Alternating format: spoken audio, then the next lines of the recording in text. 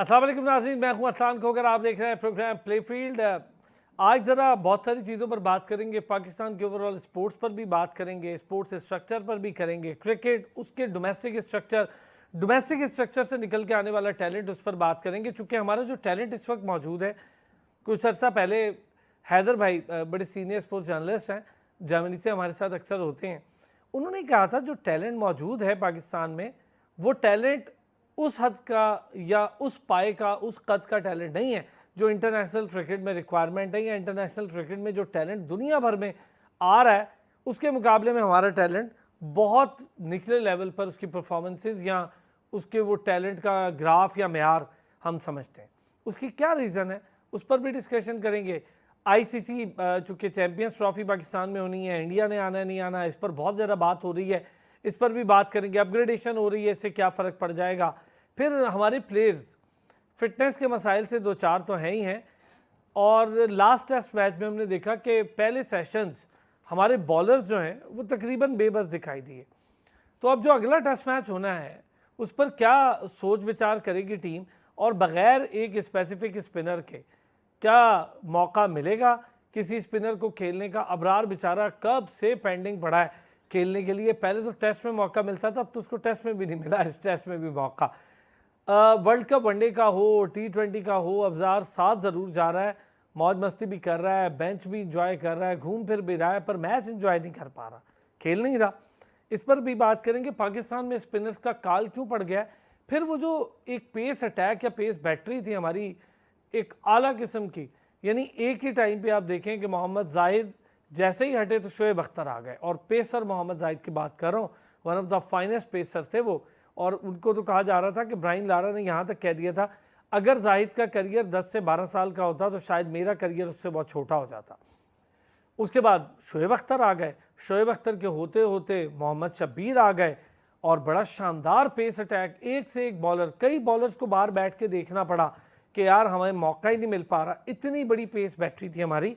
और उस वक्त हमारे उस पेस बैटरी जिसका मैं जिक्र करता हूँ ना, टॉप पेस या लेजेंडरी पेस बैटरी, उसके साथ भी दो तीन बड़े आला किस्म के स्पिनर खेला करते थे। मुश्ताक थे, सकलैन थे, अरशद खान थे, इन एंड ऑफ बहुत सारे आते रहे। फिर जुल्फ़िकार बाबर भी बीच में आए, फिर अब्दुल रहमान भी आए, सईद अजमल बड़े शानदार स्पिनर थे। तो बहुत स्पिन हमारे पास ज़बरदस्त जरखेज़ थी। ऐसा क्या हो गया कि हम अब बिल्कुल ही चार अगर पेसर खिला रहे हैं तो एक पार्ट टाइम स्पिनर खिला रहे हैं। हमारे पास स्पिनर का काल क्यों पड़ गया है इस मुल्क में।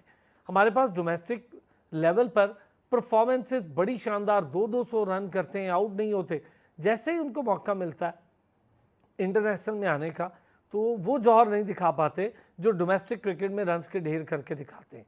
फिर मीर हमज़ा एक लेफ्टी और बड़ा शानदार स्विंग बॉलर है, उसको उस तरह मौका नहीं मिल पा रहा। ऑस्ट्रेलिया में हमने उनको ज़रूर खिला दिया, और उसके बाद फिर बिठा दिया, फिर हमने खिला दिया ऑन एंड ऑफ। ताबिश बड़े अच्छे पाकिस्तान के बॉलर थे, 600 से ज़ायद उन्होंने डोमेस्टिक में विकेट्स ली, 37 या पता नहीं 38 बार 5 विकेटें हासिल कर रखी थी। एक टेस्ट मैच खिला के हमने टेस्ट क्रिकेटर का उन पर टीका लगाया और कहा थैंक यू सो मच भाई, हमने अपना फ़र्ज़ पूरा कर दिया। हालांकि इस वक्त हमें ज़रूरत है, अभी कोई ऐसी पेस बैटरी हमारे पास नहीं बैठी हुई कि हम कहें यार इनके होते किसी को चांस ही नहीं मिल सकता। हमें अभी ज़रूरत है। फिर ये ज़रूरत पूरी कैसे होगी, स्पिनर की ज़रूरत है, वो कैसे पूरी होगी। हमारे पास हुरैरा बड़ी अच्छी शक्ल में एक बैटर आया है, कामरान गुलाम, अब मेरा ख्याल है अपनी उम्र के ऐसे हिस्से में अगर अब ना खिलाया तो कब खिलाया। इन सारी चीज़ों पर करेंगे बात। इंटरनेशनल क्रिकेट, उसकी पॉलिटिक्स पर भी बात करेंगे। हमारे साथ हमारे शानदार पैनल मौजूद है। मुदस्सिर चौधरी साहब हमारे साथ मौजूद हैं, डॉक्टर हफीज़ अमान साहब हमारे साथ मौजूद हैं, अबू बकर बिन तलत साहब हमारे साथ मौजूद हैं। ये दो हज़रात बड़े शानदार स्पोर्ट्स जर्नलिस्ट हैं, कवर कर रहे हैं क्रिकेट को दुनिया भर में और पाकिस्तान में भी। डॉक्टर साहब इंटरनेशनल अंपायर है, माशाल्लाह इंटरनेशनल अंपायरिंग भी कर रहे हैं। और डॉक्टर साहब पाकिस्तान में लंबा अरसा क्रिकेट को बड़ा फ़रोग़ देते रहे, खाली क्रिकेट ही नहीं बल्कि दीगर गेम्स को भी। मैं ज़रा क्रिकेट के साथ चूँकि स्पोर्ट्स जर्नलिस्ट हैं, थोड़ी सी दीगर स्पोर्ट्स स्ट्रक्चर पर भी बात करने की कोशिश करूँगा। मुदस्सिर, चूँकि आप अबू बकर लंबे अरसे से लिख भी रहे हैं, टीवी पर भी कवर कर रहे हैं, तो हर जानिब स्पोर्ट्स की बात करते हैं। हम ज़रा क्रिकेट पे आते हैं। यार ये स्पोर्ट्स पॉलिसी मुदस्सिर क्या वजह है कि मरबूत पॉलिसी गुमनामी की ज़िंदगी गुजार रही है। पॉलिसी ना होने की वजह से हम 77 साल में एक अरशद नदीम निकाल पाए। देखिए पॉलिसी हम पहले भी जिक्र कर चुके हैं, पॉलिसी बनाने वाले जो हैं उनका ग्राउंड से कोई ताल्लुक़ नहीं होता। जब जिस पॉलिसी जिसने बनानी है और जिनके लिए बनानी है उनके दरमियान एक लंबा गैप हो, शायद हज़ारों किलोमीटर्स का गैप हो। देखा जाए, मैं मिसाल इसलिए दे रहा हूँ कि पाकिस्तान स्पोर्ट्स बोर्ड इस्लामाबाद में एग्जिस्ट करता है और अरशद नदीम मियाँ चन्नू से हैं। तो आप ज़रा किलोमीटर्स देख लें, और जब इतना बड़ा फासला हो तो फिर मौजज़ात ही होते हैं, कोई पॉलिसी पे काम नहीं होता। मुआवजा ज़रूर हो सकता है पाकिस्तान में, पॉलिसी दूर दूर तक नज़र नहीं आती। कागज़ों में आपको ज़रूर नज़र आएगा, आप जब कहीं जाएंगे, जब आपको ब्रीफिंग दी जाएगी या आपसे बातचीत की जाएगी तो आप हैरान हो जाएंगे जब बात सुन रहे होंगे और इंफ्रास्ट्रक्चर जब सुन रहे होंगे, ज़ुबान से देख नहीं रहे होंगे, तो आपको लगेगा कि हम दुनिया में किसी मुल्क से पीछे नहीं। लेकिन आप जब ग्राउंड वर्क देखते हैं, जब आप प्लेयर्स की हालत देखते हैं, तो आपको अंदाज़ा होता है कि कुछ भी नहीं है। एसी के बंद कमरों में बैठ के या बड़े बड़े होटल्स में बैठ के बड़ी कॉन्फ्रेंस करने से ना तो पॉलिसी पे अमल दरामद हो सकता है, ना ही यहाँ कोई अच्छा प्लेयर जो है वो आ सकेगा। जैसे मैंने कहा, अरशद नदीम वाला एक मुआवजा है, उसकी मेहनत है, उसके माँ बाप की दुआएं हैं, इस कौम की दुआएं हैं कि वो एक स्टार बन के उभरा है। अब उसके आने के बाद अनामात तो यकीनन उसके हवाले से हो रहे हैं। क्या अभी तक आपने एक ऐलान भी सुना है कि उस थ्रो के लिए कोई ऐसी अकेडमी बनाई जा रही है? कोई ऐसा अनाउंस आपने पंजाब स्पोर्ट्स बोर्ड से या पाकिस्तान स्पोर्ट्स बोर्ड से आपने ऐसा ऐलान सुना है कि बच्चे जो हैं इस गेम के लिए अपनी एंट्री जो है ना वो करवा सकते हैं? अरशद नदीम और उनके साथ जो उनके कोच हैं वो फ़लाँ महीने से इस कैंप के लिए मुयस्सर होंगे और लोगों को सिखाएंगे। यही बदकिस्मती है कि आपने जो आपके वक्ती तौर आपको जो एक रिलीफ मिलता है, आप उसको एंजॉय करते हैं और महीना 2 महीने बाद हाइप मिलने के बाद आप उसको ख़त्म कर देते हैं और आप नई जानब चल जाते हैं। यही गेम्स तमाम गेम्स का ये हाल है। हॉकी आपने पिछले दिनों में देखा कि हॉकी को एक यकदम से पहले ये बटी रही, फिर चले कंबाइंड हुई, राना मशहूद और वज़ीर आज़म ने नोटिस लिया। जिस अंदाज में भी मेहरबानी है इनकी, आपस में फेडरेशन जो है बैठी और एक टीम चली गई, फाइनल तक पहुँचे, एक हाइप नज़र आई, हमें मीडिया पे भी नज़र आ रहे, सोशल मीडिया पे नज़र आ रहे।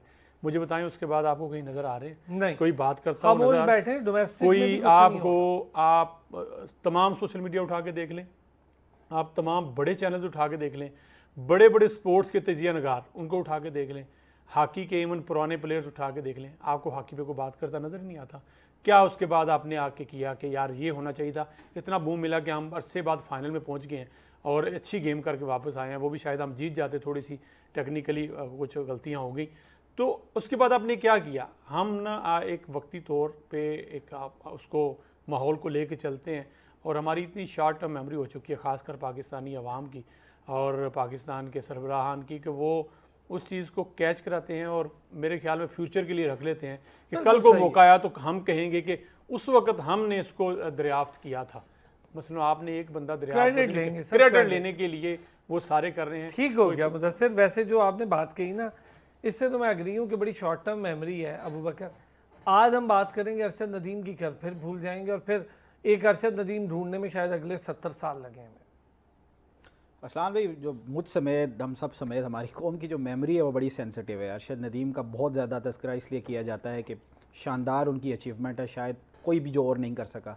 लेकिन 2-3 माह के बाद मुझे लगता है ऐसा बड़ा अनफॉर्चुनेट होगा कि अरशद नदीम भी बस एक कागज़ों की हद तक रह जाएंगे और हमारी बस यादों में ही रह जाएंगे। वो भी चंद लोगों जो उसको फॉलो करते हैं उनकी हद तक तो अरशद नदीम का जिक्र किया जाएगा, लेकिन सीखते हम इससे कुछ भी नहीं है। देखिए, पूरी दुनिया में खेल जो हैं वो अब स्किल की तरफ चले गए हैं, स्किल डेवलपमेंट की तरफ चले गए हैं। हमारे यहाँ कोई सिस्टम नहीं है, हमारे यहाँ कोई इन्वायरमेंट नहीं है, कल्चर नहीं है। आप यहाँ से अंदाज़ा लगा लें कि स्किल डेवलपमेंट या पॉलिशिंग के लिए इंस्टीट्यूशंस हुआ करते हैं, यूनिवर्सिटीज़ हुआ करती हैं। कितनी आपकी यूनिवर्सिटीज़ पाकिस्तान में मौजूद हैं जो स्पोर्ट्स से रिलेटेड डिग्रीज़ वगैरह करवाती हैं या स्पोर्ट्स मैनेजमेंट के हवाले से कोर्सेज़ वगैरह करवाती हैं? आपको बिल्कुल कोई भी नहीं मिलेगी। अभी हाल ही में हमने देखा कि कुछ जो पाकिस्तान PSL की फ्रेंचाइजीज़ हैं वो कोलैबोरेशंस के साथ इस तरह का स्टेप लेने की कोशिश तो कर रही हैं, लेकिन हम इसको ऑन करने के लिए रेडी नहीं हैं। हम सब के पेरेंट्स अगर देख लें, किसी से हम अगर जिक्र कर दें कि बड़े होकर क्या बनना है जी, क्रिकेटर बनना है, तो आगे से बेइज्जती के अलावा कुछ भी सुनने को नहीं मिलेगा। या कोई भी और स्पोर्ट्स का आप जिक्र कर दें, उसका रीज़न ये है कि एज अ प्रोफेशन हम इसे एक्सेप्ट नहीं करते, ये हम इंडस्ट्री नहीं बना सके। दुनिया में तो स्पोर्ट्स एक इंडस्ट्री बन गई है, टूरिज्म का जरिया है, गिव एंड टेक का जरिया है। यार, तो स्पोर्ट्स डिप्लोमेसी बड़ा रोल प्ले कर रही है। देखिए पूरी दुनिया में जो इवेंट्स कराए जाते हैं ओलंपिक्स के, एशियन लेवल पे, इंटरनेशनल लेवल पे, क्रिकेट के, हॉकी के, यू नेम इट, कितनी ज़्यादा स्पोर्ट्स हैं, तो वहाँ जब वो इवेंट्स ऑर्गेनाइज किए जाते हैं कि आपकी इंडस्ट्री बूम करती है बहुत ज़्यादा। वहाँ पे एक बहुत ज़्यादा कैटेगरीज हैं लोगों की जो इन्वॉल्व हो जाती हैं, ज़राए जो हैं वो बढ़ते हैं, आपकी आमदन बढ़ती है। लेकिन हमारे यहाँ सिर्फ लकीर के फ़कीर वाली सिचुएशन है। ओलंपिक्स की बात की कि अरशद नदीम एक प्राइम एग्जाम्पल है हमारी। हमने किसी भी स्पोर्ट में अगर compete किया या कोई गोल अचीव किया तो रॉ टैलेंट की, नेचुरल टैलेंट के भरोसे पे किया है, कोई सिस्टम वहाँ पर मौजूद नहीं था। एसोसिएशंस की बहुत ज़्यादा बात की जाती है और स्पेशली जब ओलंपिक्स की बात हो तो ओलंपिक एसोसिएशन की। मैं इससे भी ज़्यादा जो समझता हूँ कि जो रेलिवेंट अथॉरिटी है, जिसको सबसे ज़्यादा स्क्रू करना चाहिए, वो पाकिस्तान स्पोर्ट्स बोर्ड है। ये उसकी प्राइम अथॉरिटी है कि ये चीज़ों को फैसिलिटेट करे। जो फैसिलिटीज़ बनाई हुई हैं वो किसके लिए बनाई हुई हैं? जिन एथलीट्स और स्पोर्ट्समैन के लिए बनाई हुई हैं। कोई ऐसा एक पैरामीटर होना चाहिए वो उसको यूटिलाइज़ कर सकें। हम तीनों यहाँ इस्लामाबाद में रहते हैं, आप मुझे बता दें कि इन फैसिलिटीज़ को कौन यूटिलाइज करता है? कभी नहीं देखा कि वहाँ पे एथलीट्स मौजूद हों, वहाँ पे कोई पॉलिसी मौजूद हो इंटरनेशनल लेवल पे, नेशनल लेवल पे, या प्राइम मिनिस्टर की तरफ से ये इंस्ट्रक्शंस हो, या मिनिस्ट्री आईपीसी जो कहा जाता है कि जी उसके अंडर है। पहले तो सबसे बढ़कर ये भाई क्यों आईपीसी मिनिस्ट्री के अंडर है? पाकिस्तान में कोई ऐसा मरबूत निज़ाम क्यों नहीं मौजूद कि स्पोर्ट्स का सिस्टम अलग होना चाहिए? आईपीसी मिनिस्टर में बैठे हुए लोग कैसे समझ सकते हैं स्पोर्ट्स को? एक्सपर्ट्स ही नहीं है। हमारे यहाँ एक्सपर्ट्स की कमी है, प्रोफेशनल्स की कमी है। हमें प्रोफेशनल्स चाहिए, एक्सपर्ट्स चाहिए जो पॉलिसी बना सके। आज तक पाकिस्तान में स्पोर्ट्स की पॉलिसी नहीं बन सकी, इंप्लीमेंट कहाँ से होगी? डॉक्टर साहब बहुत अच्छी बात कही दोनों हजरात ने। एक चीज़ शहनाज शेख साहब हमेशा कहते भी हैं, मैं जब भी उनसे मिलता हूँ या हमारे प्रोग्राम में भी बेचारे बार बार इस पर एम्फेसाइज करते हैं, one of the legendary hockey player हैं, दुनिया उन्हें मैजिक मैन के नाम से जानती है। उन जैसे गोल ही आज तक अब देख नहीं पाई दुनिया। वो ये कहते हैं जब से वजारत तालीम से खेल को अलग किया है ना, तब से खेल या हॉकी ज़बूआली का शिकार हो गई है। क्योंकि हम स्कूल कॉलेजेस में एक पॉलिसी के तहत स्पेशली खिलाते थे, उसके नंबर्स मिला करते थे, तो लोग दोनों फैसिलिटीज़ इस्तेमाल करते थे, खेल की भी पढ़ाई की भी। तो उसमें इन दोनों चीज़ों के दरमियान एक ख़ास किस्म के ग्रो अप होता था, एथलीट भी और एक स्पोर्ट्स पर्सन भी और एक आम स्टूडेंट भी, जो हमेशा कोई ना कोई खेल खेल के आगे आता था, तो पाकिस्तान को फ़ायदा होता था। आप भी समझते हैं कि जब से वजारत तालीम से छिनी है खेल, तो बस खेल का कोई हाल नहीं। अच्छा, भी कुछ अर्सा पहले हमने एक प्रोग्राम किया था, उसमें मैंने आपको फुटबॉल की एग्जांपल दी, सॉकर, यानी कि जो अभी वर्ल्ड कप नेक्स्ट होने जा रहा है नॉर्थ अमेरिका में, उसकी तरतीब किस तरह से बन रही है, किस तरह से स्कूलों को अभी से कनाडा में इन्वॉल्व किया जा रहा है कि उनके ग्राउंड को अभी से रिस्ट्रक्चर करके जो इंटरनेशनल टीम्स होंगी वो शाम की प्रैक्टिस उन स्कूलों के ग्राउंड्स में किया करेंगी और बच्चे उनको देखेंगे भी, उनसे मिलेंगे भी, उनके साथ सेल्फियां भी बनाएंगे। तो ये वो प्रोसेस है जिसके मरबूत आप निज़ाम की बात कर रहे हैं। इस तरह से इंटीग्रेशन होगी तो बच्चा ऑटोमेटिकली गेम के साथ अटैच होगा।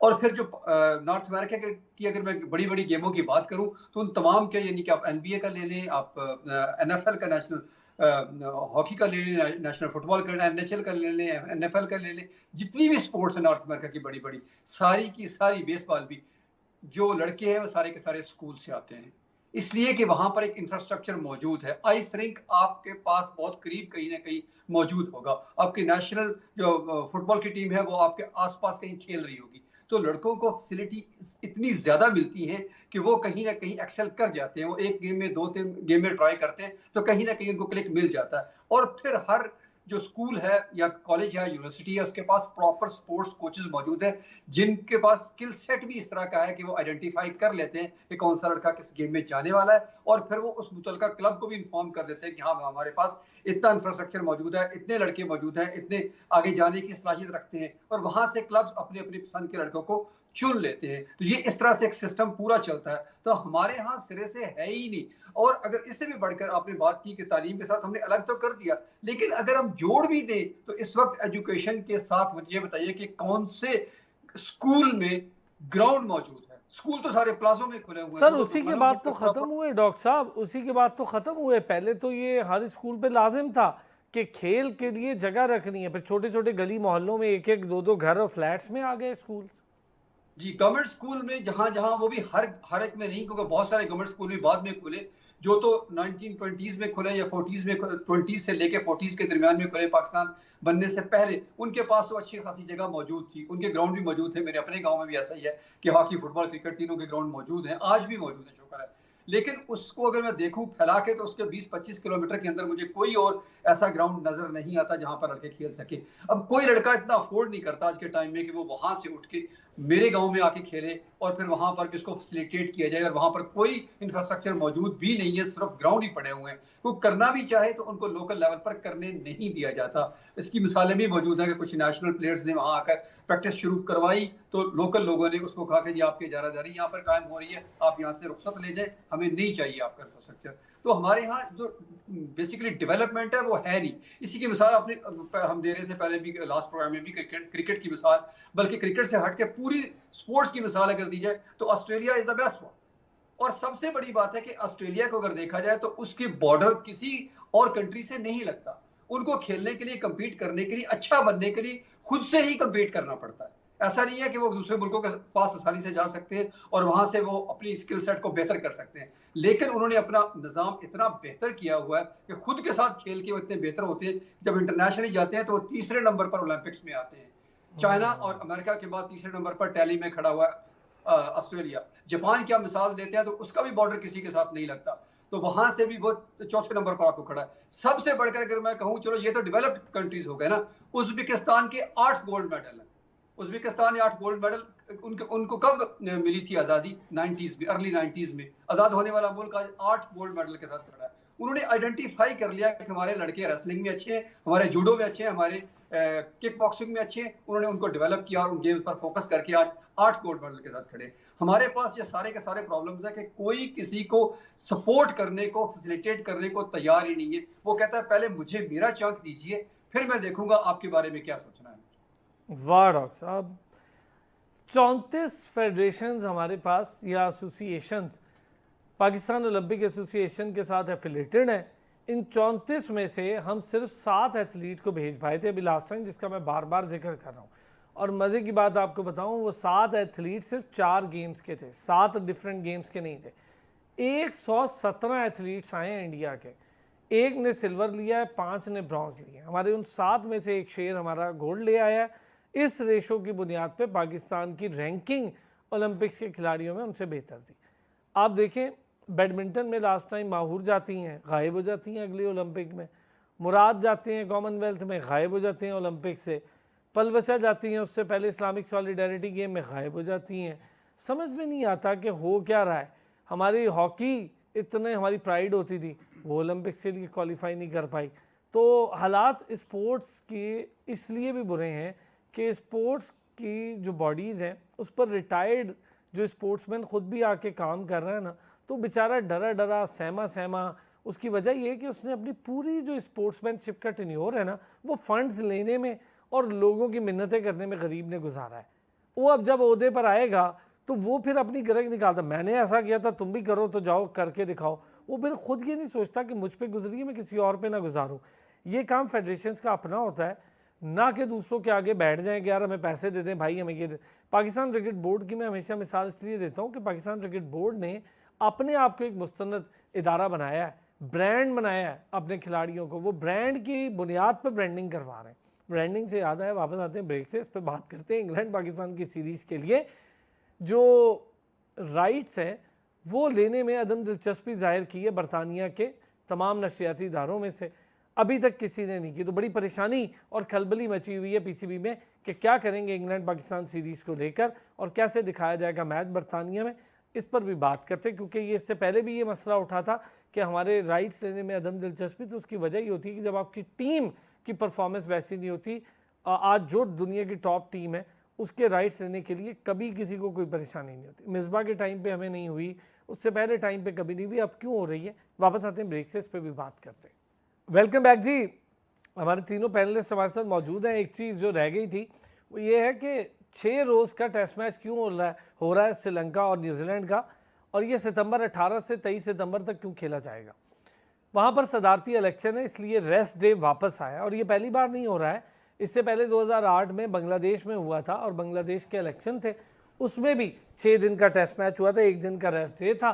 तो चूंकि 1 दिन का रेस्ट डे आ गया है इसलिए 6 दिन का ये मैच हो रहा है। तो चले जी, हम ज़रा बात कर रहे थे बरतानवी नशियाती इदारों की जो स्पोर्ट्स के राइट्स वो वाले जिसमें इंग्लैंड की टीम पाकिस्तान आके खेलेगी, तो उसके लिए थोड़ी अदम दिलचस्पी जाहिर की। अबू बकर, ये इससे पहले भी हम देख रहे थे और मुझे याद है आपने ये एक प्रोग्राम में ये इशू भी रेज़ किया था कि क्यों पाकिस्तान के लिए ये मुश्किल हो रही है कि पहले से भी कम कीमत पे हमें देना पड़ रहे हैं और उसमें भी लोग इंटरेस्ट शो नहीं कर रहे। असलान भी अक्सर हम जिक्र किया करते हैं कि एक्सपर्ट्स का, प्रोफेशनल्स का, देखें मीडिया राइट्स के हवाले से, क्योंकि अक्टूबर में टेस्ट मैचेस की सीरीज़ के लिए इंग्लैंड ने टूर करना है पाकिस्तान का, जो इंटरनेशनल ब्रॉडकास्टिंग राइट्स हैं वो सेल करने में प्रॉब्लम हो रही है।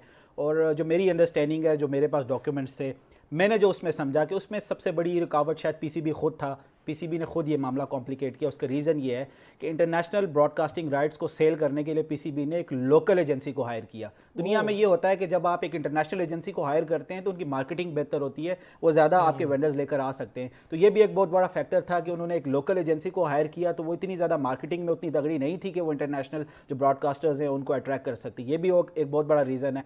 और अभी तक सबसे सरप्राइजिंग एलिमेंट ये है कि पाकिस्तान की सीरीज़ हमेशा से एक तगड़ी सीरीज़ कंसीडर की जाती है। और हमेशा से इंग्लैंड के हवाले से बात की जाए तो स्काई स्पोर्ट्स सबसे पहले उनका प्राइम एक ब्रॉडकास्टर है, वो सबसे ज़्यादा हमेशा से उनकी टेलीकास्टिंग ब्रॉडकास्टिंग उसके पास होते हैं। उन्होंने भी इस दफ़ा अभी तक अदम दिलचस्पी का इज़हार किया। तो जब इस तरह की सिचुएशन हो जाती है, मार्केटिंग जो है और मार्केट जो है वो सेंटिमेंट्स पे चला करती है। अब अगर जिससे भी डील फाइनल होती भी है तो जो पीसीबी ने एक गोल सेट किया हुआ होगा या जो एक नंबर्स उन्होंने सोचे हुए होंगे कितने पैसों में हमने ये चीज़ बेचनी है, तो शायद वो ना हो पाएगी और अब कॉम्प्रोमाइज सिचुएशन में ही पीसीबी को डील करनी पड़ेगी। तो ये सोचने की ज़रूरत है कि ये छोटे छोटे एलिमेंट्स होते हैं, अगर आप इस तरह के डिसीजन लेंगे तो उस पर पाकिस्तान क्रिकेट बोर्ड को ज़रूर इफेक्ट होगा। अगर शायद एजेंसी भी कोई कंपेटिटिव ली जाती है और उसको रखा जाता, किसी इंटरनेशनल एजेंसी को हायर किया जाता, तो ये सिचुएशन ना देखने को मिलती। बहुत अच्छे, बहुत ज़बरदस्त और बड़ा कॉम्प्रिहेंसिव। मुदस्सिर, एक चीज़ ये भी है कि जब आप राइट्स की बात करते हैं तो फिर परफॉर्मेंसेस के साथ भी चीज़ें जुड़ी हुई होती हैं ना। अब कोई इंडिया पाकिस्तान आके खेल रही होगी, कौन छोड़ेगा इसके राइट्स? और पाकिस्तान की वो सिचुएशन जब पाकिस्तान के अंदर क्रिकेट नहीं हो रही थी, बैन कर दी गई थी, मुश्किल हालात थे, मिसबाह उल हक को ये क्रेडिट जाता है कि उसने टीम को ऐसा लिफ्ट किया, यूनुस खान ने ऐसा लिफ्ट किया कि जहां पाकिस्तान खेलने जाता था 8-8, 9-9 वेंडर्स आपके पीछे होते थे, हम लेंगे। और वो उनकी कंट्री के मैचेस भी नहीं होते थे, उसके बावजूद वो कहते थे कि हम लेंगे, क्योंकि पाकिस्तान की टीम जहाँ जाती थी विनिंग रेशो बहुत बढ़ गया था। अब हमारा ये मसला है कि हम 2022 से पहले की अगर देखें तब भी पाकिस्तान ने टेस्ट में कोई खातिर खा कामयाबियाँ हासिल नहीं की थी, बल्कि ज़्यादातर हम क्लोज मैचेस जाके हारे। और 2022 के बाद तो बिल्कुल ही सिचुएशन अलग हो गई है। इस्लाम दो चीज़ें जो हैं आपको मार्केट में इन करती हैं और मार्केट में लोग आपको बाय करते हैं। और एक ये है कि आपका प्रोडक्ट बहुत अच्छा हो, लोग कहें कि इसके अलावा हमारा जो है ना वो चारा नहीं, इसके बगैर हमारा गुजारा ही नहीं है, हमने लेना ही लेना, फिर आपको ऐसा जिस तरह से मार्केट करने की ज़रूरत नहीं। दूसरी चीज़ होती है कि आप ज़रा लो लेवल हैं, लो प्रोफाइल हैं, तो आपको मार्केट ऐसा किया जाए कि दुनिया के एक दफ़ा चखें ज़रूर इसको है क्या, इतना बना के पेश किया जा रहा है। तो अल्लाह खैर करे, दोनों तरफ से हम मार खा रहे हैं। एक का तजिया अबू बकर ने कर दिया, दूसरा हम अपनी पाकिस्तान की टीम के हवाले से मुसलसल बात कर रहे होते हैं। देखें, हम हैं ज़रा जज्बाती सी कौम और बड़े जज्बाती किस्म के तजिया नगार। एक लम्हा में कुछ होते हैं, अगले लम्हे पता चले कि किसी ने 2 विकेटें ले ली हैं तो शाम तक हम उसका ख़ानदान भी निकाल लेते हैं कि इसके दादा अबू जो थे ना हाई नंबर 1 स्कूल में 6 विकेटें लिया करते थे। हम इस किस्म के जज्बाती हैं और इतना बूम दे देते हैं कि आप वो जिसने 2 विकेटें ली होती हैं वो भी परेशान हो जाता है, यार मुझे तो वैसे ही मिल गई थी, लेकिन ये जो तारीफ़ कर रही है तो मुझे भी नहीं पता। इसी वजह से हमारी जो मार्केट है, हम चूँकि दुनिया को अक्सर हमारे इसलिए खा जाते हैं कि गलत प्रेजेंट कर बैठते हैं, झूठ बोल बैठते हैं, चाहे मार्केट राइट्स के हवाले से हो, चाहे अपनी टीम की परफॉर्मेंस के हवाले से हो, चाहे प्लेयर्स की एंगेजमेंट के हवाले से हो। बहुत सारी चीज़ों पे हमने वादा खिलाफ़ी की है। बहुत सारे ब्रॉडकास्टर्स के साथ हमने, चूँकि ये खबरें सामने नहीं आती और इसलिए भी सामने नहीं आती, शायद आनी भी नहीं चाहिए। कुछ सच जो होते हैं वो मुआशरे के लिए छुपे ही रहें, बेहतर है मुआशरे के लिए या ममालिक के लिए या उनकी इज़्ज़त के लिए छुपे ही रहें तो अच्छा है। कुछ सच बड़े भयानक होते हैं। आप देखें ना, ये जो टेक्निकल चीज़ें हैं ये क्रिकेटर्स की तो नहीं है ना, कोचेज़ की तो नहीं है, ये ऑफिस में बैठे हुए लोगों की हैं। अब सिस्टम ये है कि खांचे हैं, उसमें हर चीज़ में हमने वो जो डॉक्टर साहब ने कहा ना कि बात कर रहे थे कि पहले मेरा जंग पूरा कीजिए फिर आगे बढ़िए, ये भी एक फैक्टर होता है कि आपको आगे ना लेके जाने के हवाले से ओवरऑल हमारा इमेज जो है वो बेहतर नहीं है। मैं आपको मिसाल इससे दूंगा कि पाकिस्तान के पास दुनिया की सबसे बेहतरीन ज़राअत है, अगर डॉक्टर साहब एग्री करें, हमारा चावल, हमारा गंदम, हमारा फ्रूट दुनिया से मुख्तलिफ है और इसका जायका शायद दुनिया में कहीं हो ऐसा हो। लेकिन क्या है, हम मार्केट नहीं कर पाते।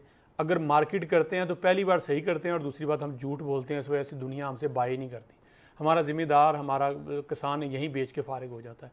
इसी अंदाज़ में हमारे बोर्ड्स, हमारी स्पोर्ट्स, ये सारी चीज़ें इसके साथ जुड़ी हुई हैं। तो दुनिया आपको पता है आगे बढ़ जाती है। उनको पता है जिस बंदे ने आपके साथ मुआहदा करना है, जिस ब्रॉडकास्टर ने यहाँ कैमरे लगाने हैं, दुनिया को दिखाना है, अपना इक्विपमेंट लाना है, लाखों डॉलर कह लें उसने लगाने हैं, तो भाई वो इसलिए तो लगाएगा कि उसे आप पाकिस्तान से मोहब्बत है या आपसे मोहब्बत है, वो अपने मुनाफे के लिए करेगा। अगर उसको नुकसान ही पहुंचना है, अगर उसके राइट्स ही उसके नहीं मिलने, अगर आपने उसी की चीज़ें उठा के इधर उधर बेचनी है, तो यकीनन एक बार क्या दूसरी बार तो कोई नहीं आएगा। फिर आपके पास ये लोकल ही रह जाएंगे, जो लोकल आपकी जंग है उसी में आप रहेंगे। और फिर वो उसमें तो वो आपको जो क्वालिटी आपको मिलती है और जो चीज़ें मिलती हैं वो भी आपको ऐसे होश करना चाह रहे हैं। जी, मैं इस डिस्कशन में इख्तिलाफ तो बिल्कुल नहीं कर सकता, थोड़ा सा ऐड ऑन ही करना चाहूँगा। देखिए, आईसीसी का भी रोल यहाँ बड़ा इंपॉर्टेंट है। जो एलिमेंट हमने देखा ब्रॉडकास्टिंग राइट्स में जो मुश्किलात का सामना है, उसमें एक ये भी है कि जो टेस्ट क्रिकेट की प्रोडक्ट है, क्योंकि प्रोडक्ट का जिक्र किया मुदस्सिर भाई ने, वो बड़ी मुश्किल होती जा रही है। एक ऐसा दौर आ गया है कि T20 तो दूर T10 लीग को मुतारिफ कराने की बात की जा रही है कि आइंदा कुछ अरसे में आईसीसी भी जो है ना इसको एक्सेप्ट कर लेगा। तो आईसीसी की जो टेस्ट क्रिकेट के हवाले से जो पॉलिसी है उसमें भी एक मजबूती लाना बहुत ज़रूरी है। ना सिर्फ पाकिस्तान, कहीं भी टेस्ट क्रिकेट हो, स्पेशली सब कॉन्टिनेंट में, तो ये ब्रॉडकास्टिंग राइट्स का स्पेशली इंटरनेशनल लेवल पे प्रॉब्लम आ रही है। तो कैसे, क्योंकि क्रिकेट एक फाइनेंशियल मॉडल बहुत तगड़ा अब इसमें इन्वॉल्व हो गया है, बड़ी मल्टीनेशनल कंपनीज इन्वॉल्व हो गई हैं। तो टेस्ट क्रिकेट के सर्वाइवल के लिए ये बहुत ज़रूरी है कि आईसीसी इस पर एक तगड़ी पॉलिसी लेकर आए। अच्छा डॉक्टर साहब, यही बात बिल्कुल मुदस्सिर ने और बड़ी ज़बरदस्त अबू बकर ने इसको डिटेल भी बताया कि इसके रीजंस भी हो सकते हैं। मैं समझता हूँ हमें थोड़ा सा काम ना अब अपनी ब्रांडिंग पर भी करना होगा। हम अपना एक ब्रांड बन रहा होता है, शाहीन, बाबर, रिजवान, हम उसको गिराने की कोशिश में लग जाते हैं। दुनिया देख रही होती है, आपके पास बड़ा नाम नहीं होगा तो आप क्या बेचेंगे? अब जिम्बाब्वे की टीम को कौन देखेगा खेलता हुआ? कौन देखेगा श्रीलंका की टीम को खेलता हुआ? बांग्लादेश को कौन देखना चाहेगा उस तरह शौक से? हाँ, इंडिया खेले, पाकिस्तान अभी भी पाकिस्तान है, इंग्लैंड खेलेगी, लोग देखना चाहेंगे, बड़ा इंटरेस्ट लेंगे, ऑस्ट्रेलिया खेलेगी, बड़ा इंटरेस्ट लेंगे, साउथ अफ्रीका खेलेगी, इंटरेस्ट लेंगे, न्यूजीलैंड खेलेगी, इंटरेस्ट लेंगे। ये बड़ा फैक्टर है। पर ये बाइफर्केशन तो सब बिल्कुल क्लियर कट हो गई है। वो 4-5 टीमें जो है 6 कर लें ज़्यादा से ज़्यादा, वो ऊपर लेवल की हैं और 5 निचले लेवल की हैं। हम कहीं दरमियान में अटके हुए हैं, हम कहीं आराफ पर बैठे हुए हैं, ना उधर के हैं ना उधर के हैं। तो इस वक्त हमें शदीद मसला ये आइडेंटिटी क्राइसिस आ गया हमारी क्रिकेट में बेसिकली, कि हम कौन से ब्रैकेट में जाना चाहेंगे। उस ब्रैकेट में जाने के लिए दोनों भाइयों ने जो बिल्कुल आइडेंटिफाई किए जितने भी फैक्टर्स वो सारे बहुत ही इंपॉर्टेंट है कि ब्रांडिंग। अब ब्रांडिंग की अगर आप बात करते हैं तो इससे पहले देख लीजिए कि अभी रिसेंट जो T20 वर्ल्ड कप खत्म हुआ उसमें विराट कोहली की फॉर्म को लेकर के बाकायदा इस पर बातचीत हो रही थी इंडिया में कि उसको शामिल ना किया जाए। लेकिन इसके बावजूद उसके पीछे उसका बोर्ड खड़ा हुआ, सोशल मीडिया खड़ा हुआ, मीडिया खड़ा हुआ और उन्होंने कहा कोहली विराट इज विराट, वो परफॉर्म कर देगा। उसने परफॉर्म नहीं किया पूरे टूर्नामेंट में, लेकिन जहां मौका आया फाइनल में उसने परफॉर्म कर दिया और दोबारा से अपनी टीम में जगह तो बनाई ही बनाई, साथ अपने ब्रांड को एक कदम और आगे ले गया। हमारे पास वही काम बाबर कर रहा था और एक अरसे से कर रहा था, लेकिन हम सब ने मिलकर कोशिश की कि भाई तुझे किसी दुश्मन की जरूरत नहीं, हम हैं ना आपके दुश्मन, और हमने मिलकर उसको गिराया। और बात किसी और की भी हो तो हम तजिया निगार उसमें बाबर की शॉट को जरूर ले आते। ये देखें जी, आज वो लेग ग्लांस करते हुए आउट हो गया, अभी बात तो हम किसी और की कर रहे हैं कि वो फलाना शान मसूद क्यों कंट्रोवर्शियल आउट हुआ। खैर वो कंट्रोवर्शियल तो नहीं था, लेकिन वायरल बना दिया गया उसको भी। तो मतलब इस तरह की हम बात जबरदस्ती उसमें घुसेड़ के लिए आते हैं क्योंकि हमारा एजेंडा उसके खिलाफ है। हमें कहीं से ये फीड किया गया कि आपने बाबर के खिलाफ बोलना है, बात बेशक आपसे खरबूजे की हो रही हो लेकिन आपने जवाब ऑरेंज ही देना है। मतलब ये इस हमारे अंदर इतनी कंट्राडिक्शन मौजूद है और उसी वजह से हम किसी को आज तक ब्रांड नहीं बना पाए। शाहीन को हम ब्रांड नहीं बना पाए, नसीम को नहीं बना पाए। इतने बड़े बड़े नाम हैं, कोई शक नहीं इसमें, लेकिन पाकिस्तान क्रिकेट बोर्ड और पूरी कौम, मैंने हैसल कौम, हमारा ये फर्ज बनता है कि हम उनके पीछे खड़े हों, उनकी अच्छी बुरी परफॉर्मेंस सबको ऑन करें। सिर्फ ये नहीं कि वो 2 छक्के मार दे नसीम शाह अफगानिस्तान से, मैच जीत जाए तो हम बल्ले बल्ले, अगर नहीं कर सका तो फिर हम उसी को गिरा भी थे। हालांकि वही शख्स है, उसी ने परफॉर्म किया था, अगर एक दफा नहीं कर सका तो डजंट मैटर। तो ये एक बहुत ही इंपॉर्टेंट फैक्टर है, एक फैक्टर। और दूसरा उसके अलावा जो मेरे ख्याल बकर भाई ने कहा कि इस अगर इन फैक्टर्स को इकट्ठा कर ले तो जिम्मेदारी किसकी बनती है? जिम्मेदारी उसकी है जो इसके पीछे खड़े हुए।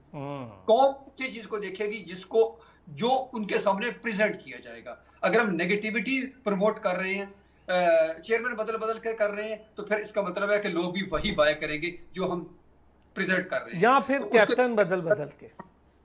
पाकिस्तान क्रिकेट बोर्ड खड़ा हुआ है, उसके पीछे पूरा सिस्टम खड़ा हुआ, आईपीसी मिनिस्ट्री हो, वजीर आजम सेक्रेटेरिएट हो, पाकिस्तान स्पोर्ट्स बोर्ड हो, मुझे इससे कोई गरज नहीं कि कौन खड़ा हुआ इसके पीछे। असल बात है तो वो ये कि वो सब उसको मिलजुल कर सपोर्टिव रोल प्ले करें, बल्कि ये ना ठीक है डॉक्टर साहब, एक छोटा सा ब्रेक लेना है सर, एक छोटा सा ब्रेक से वापस आएंगे। जरा हम लोगों ने बात करनी है स्पिनर का काल क्यों बढ़ गया पाकिस्तान में, ऐसा क्या हो गया कि हम बार बार इस पर बात कर रहे हैं। एक छोटा सा ब्रेक। वेलकम बैक जी। अच्छा, चूंकि वक्त कम होगा और हमने डिस्कशन बड़ी इंपॉर्टेंटली करनी है, अबू बकर स्पिनर बड़े लंबे अरसे से हम सारे ही कवर कर रहे हैं, डोमेस्टिक को आप भी देख रहे हैं, क्या वजह है यार? डोमेस्टिक में कुछ लड़के करते दिखाई देते हैं, फिर वो इंटरनेशनल सिनेरियो से गायब हो जाते हैं। देखिए असलान भाई, ब्रांडिंग का बहुत ज़्यादा आज हमारे जो प्रोग्राम में जिक्र किया गया। बड़े एक लंबे अरसे तक पाकिस्तान ने क्रिकेट पाकिस्तान को खेलने में नहीं मिली। हम यूएई में जाते थे, वो हमारी होम कंडीशंस में वहाँ खेलते थे। अब्दुर्रहमान को ले लें, सईद अजमल को ले लें, जुल्फ़िकार बाबर को ले लें, ये हमारी बैटरी होती थी जिसके बलौते पे हम लोग दूसरी टीम्स को आउट क्लास करते रहे और काफ़ी ज़्यादा टेस्ट मैचेस में हमने जीती भी और सीरीज़ भी जीती और नंबर 1 पोजीशन भी हासिल की। अब कमिंग बैक के देखें, ये जितना जो आपका टैलेंट होता है ना, नेचुरल टैलेंट, बेशक अगर स्पिन बॉलिंग का है तो पूरी दुनिया, जहाँ इस प्रोग्राम में उनकी जिक्र किया गया जिन ममालिक का, ऑस्ट्रेलिया को ले लें, कनाडा को ले लें, यूएस को ले लें, इवन न्यूजीलैंड को ले लें, तो स्कूल से, आपकी कॉलेज से, आपकी यूनिवर्सिटी से आपको टैलेंट को प्रमोट किया जाता है और नेशनल लेवल पे आपकी जो स्टेट होती है वो उनको ऑन करती है, फैसिलिटेट करती है। आपके जो स्पोर्ट्समैन होते हैं उनको अच्छी यूनिवर्सिटीज़ में इस बेस पे भी एडमिशन दिया जाता है, स्कॉलरशिप दी जाती है कि हमारा स्पोर्ट्समैन है, हमारा एथलीट है। तो पाकिस्तान में उस तरह का कोई स्ट्रक्चर मौजूद नहीं है। सेकेंडली, तो थोड़ा सा हमारा स्टार बनता है और उसको ब्रांड इंटरनेशनली जब बनने जा रहा होता है तो हमारे यहाँ खुद ही एक पूरा एक सेगमेंट होता है जो उसकी टांगें खींचना शुरू कर देता है। तो जो छोटे लोग होते हैं या छोटे बच्चे होते हैं, जब वो किसी भी स्पोर्ट्स को देख रहे होते हैं तो किसी से तो उन्होंने इंस्पायर होना है, इंस्पिरेशन खत्म हो गई, रोल मॉडल तो होना, रोल मॉडल खत्म हो गया। आप मुझे आखिरी कौन सा ऐसा स्पिनर बता दें कि जिसने इतना इंस्पायर किया हो हमारे स्पिनर्स को? सईद अजमल के बाद तो हमारे पास गैप ही गैप है, कोई है ही नहीं। यासिर शाह को हम खुद बेचारे को ऑन एंड ऑफ बाहर और अंदर खिलाते रहे। बिल्कुल सही बात है, मैं आपसे एग्री हूँ। अच्छा, ज़्यादातर तो मेक शिफ्ट स्पिनर्स हैं, आप देख लें, अगर आपको देखने को मिले। मैं अभी हमारे यहाँ एक जूनियर स्पिनर हैं जो कि बहुत अच्छा परफॉर्म कर रहे हैं, मेहरान मुमताज़। उनका मैं इंटरव्यू एक निजी टेबल पे सुन रहा था, तो उन्होंने कहा जी मैं तो मीडियम पेसर बॉलर हुआ करता था, मुझे मेरे कोच ने कहा कि यार तुम अगर स्पिन स्टार्ट कर दो तो तुम बड़े इफेक्टिव हो जाओगे। तो ऐसा कहीं भी नहीं होता। आपका जो नेचुरल टैलेंट होता है, अंडर 13, 16, 19 से आपको कोच करते हैं और उसके बाद आप ऊपर लेकर जाते हैं। तो हमारे यहाँ तो इमरजेंसी स्पिनर्स बनाए जाते हैं, तो टैलेंट ही मौजूद नहीं है। डॉक्टर साहब, शॉर्ट सा जरा जल्दी में चाहिए, ये क्यों काल पड़ गया हमारे पास स्पिनर का? मोहम्मद नवाज भी तो मीडियम पेसर ही हुआ करते थे बकर भाई। बिल्कुल ऐसे ही। यस, वो तो पूरा पाकिस्तान खेल गया और तकरीबन एक दहाई से खेल रहे हैं पाकिस्तान के साथ। तो हमारे यहाँ सर बिल्कुल रोल मॉडल का सारा मसला है सर, रोल मॉडल नहीं है बिल्कुल हमारे पास। सारा जो है वो फौरी तौर पर T20 को देखकर पैदा होता है। अभी लास्ट T20 की हम बात करें, जो हमारा PSL यानी कि इसकी बात कर रहे हैं, तो उसमें हमारे कौन नुमाया हुए? जहाद खान, हमने उसको प्रमोट किया क्योंकि उसने 3 छक्के बड़े अच्छे मार दिए। कहाँ है वो? उसका नाम भी किसी को याद है? अब आरिफ याकूब शुक्र है उसको कम से कम टीम के साथ भेज दिया। तो कुछ मतलब इस तरह से है कि हम रातों रात, जिसके मुगर भाई ने पहले बात की थी कि हम रातों रात एक को हीरो बना देते हैं, फिर अगले दिन उसको उसी को जीरो कर देते हैं, यानी कि नाम तक भूल जाते हैं हम। और फिर साथ ही कहते हैं कि आज ही बस इसको टीम में खिला दो, वर्ल्ड कप में डायरेक्ट डाल दो। ऐसा नहीं होता भाई। जो आइडेंटिफाई होता है टैलेंट, वो निचले लेवल से होता है। वो स्पिनर है, मीडियम पेसर है, कोई भी है, उसको फिर आहिस्ता आहिस्ता ग्रूम किया जाता है। ग्रूमिंग की पॉलिसी हमारे यहाँ सिरे से ही मफकूद है। तो हमारे यहाँ जो बनाने वाले हैं वो भी इत्तेफाकी है और जो बनने वाले हैं वो तो बहुत ही बहुत सही है। इमरजेंसी वो एक मीडियम पेसर को स्पिनर बना के इमरजेंसी। मुदस्सिर, शॉर्ट सा चाहिए जरा फटाफट इस पे हमने, क्योंकि ये बड़ा इंपॉर्टेंट टॉपिक है मुदस्सिर। सलाम साहब, शॉर्ट सा यही है कि मेहनत और मेहनत जब आप नहीं करेंगे, आप देखें जो स्पिनर जिनके आपने नाम लिए हैं, काश PCB नहीं कोई एक एकेडमी में स्पिनर तैयार करने के लिए लगा देता कि आपका काम सिर्फ स्पिनर करना है। मैं सिर्फ पहले कैंप लगते थे, अब लगते हैं। बदकिस्मती सिर्फ ये है, बदकिस्मती आप देख लें, ये नहीं क्रिकेट में लोगों की भूख ही ख़त्म नहीं हो रही। ओलंपियंस के हॉकी में उनकी भूख नहीं खत्म हो रही, स्पोर्ट्स बोर्ड में बैठे हुए फेडरेशन में लोग हैं उनकी भूख खत्म नहीं हो रही, क्रिकेटर्स की भूख खत्म नहीं हो रही। करोड़ों के मालिक हैं, शायद अरबों के मालिक हैं, आज भी उनको जब तक शाम में बैठ के वो झूठ सच ना बोल लें और अपने व्यूज़ ना ले लें, उनका गुजारा नहीं होता। कौमी खिदमत बड़ा नाम होता है। जब यहाँ पे मैंने उस दिन बात किया कि पाकिस्तान का झंडा हमें तो नहीं लगा इत्तेफाक से या बदकिस्मती कह लें, बड़ा ख्वाहिश थी। वैसे हम जिस दिन ग्रीन पहना हो तो यकीन माने सीना इतना चौड़ा हो जाता है। हम कहते हैं यार क्या शान है इस ग्रीन कलर की। पाकिस्तान का झंडा लग गया, दुनिया में आपका नाम चला गया, तो भाई फिर आपकी तरजीहात बदल जाती हैं। फिर आप कौम के लिए, माशरे के लिए, बच्चों के लिए, मुस्तकबिल के लिए काम करते हैं। यहाँ सवाए पैसे कमाने के बस मौका चाहिए किसी भी तरीके से। कुछ ट्रेंडिंग भी है मुदस्सिर, एक ट्रेंड या एक डगर पे चल पड़ते हैं, वो वही ढूंढते हैं। कुछ कहना चाहते हैं जल्दी से अबू बकर? देखिए टैलेंट के भी फुकदान हो गया, टैलेंट हंट प्रोग्राम्स हुआ करते थे। देखिए रिसेंटली अभी जो स्पिनर्स हम खिला रहे हैं टीम में, वो तो सारी फ्रेंचाइजीज की प्रोडक्ट है। अगर तो ये पीएसएल ना होती तो हमारे पास तो सिचुएशन और ज्यादा वर्स्ट होती। तो पीसीबी को भी टैलेंट हंट प्रोग्राम की तरफ जाना चाहिए। बहुत आला, बहुत आला। फ्रेंचाइज ना क्रिकेट आती तो शायद हम इससे भी वर्स्ट सिचुएशन देखते। Mudassir, thank you so much. Abu Bakar, बहुत शुक्रिया। डॉक्टर हफीज साहब, थैंक यू सो मच आपका। नाज़रीन, आपका बहुत शुक्रिया। कल फिर होती है मुलाकात, अपना ख्याल रखिएगा।